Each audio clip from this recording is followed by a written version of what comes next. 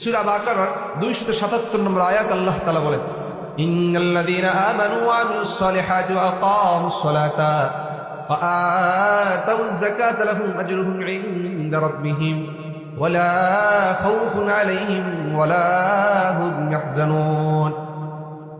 আল্লাহ তাআলা বলেন, নিশ্চয় যারা ঈমানদার আর যারা সৎ আমল করে, ওয়া আকামুস সালাত যারা নামাজ প্রতিষ্ঠিত করে, ওয়া আতাউয যাকাতা যারা যাকাত আদায় করে, লাহুম আজরুহুম ইনদা রাব্বিহিম তাদের জন্য তাদের রবের নিকট থেকে বহু বহু পুরস্কার রয়েছে। সুবহানাল্লাহ, জোরে বলেন। ওয়ালা খাউফুন আলাইহিম ওয়ালা হুম ইয়াহজানুন। যারা ঈমানদার সৎ আমল করে, নামাজ প্রতিষ্ঠিত করে, যাকাত আদায় করে, ওই ব্যক্তির দুনিয়াতে কোনো ভয় নাই, কোনো চিন্তা নাই, কোনো টেনশন নাই। আখিরাতেও তাদের কোনো ভয় আর পেরেশানি নাই। সুবহানাল্লাহ। সূরা হুদের 114 নম্বর আয়াত আল্লাহ তাআলা বলেন, ওয়াকিমিস সালাতা তারফাইন নাহারি ওয়া যুলাফাম মিনাল লাইল ইন্নাল হাসানাতি ইউযহিবিনাস সাইয়্যাত যালিকা যিকরা লিয-যাকিরিন।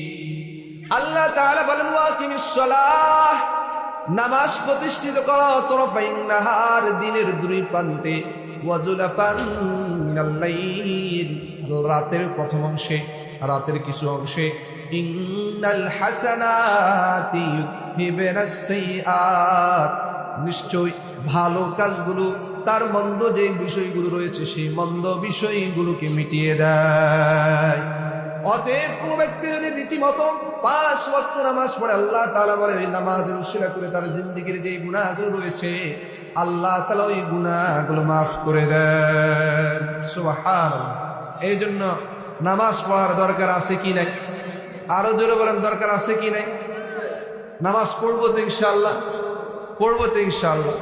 আমরা সালাতের এই ফজিলত সম্পর্কে রাসূল করিম সাল্লাল্লাহু আলাইহি ওয়াসাল্লাম কি বলে সেটা শুনি।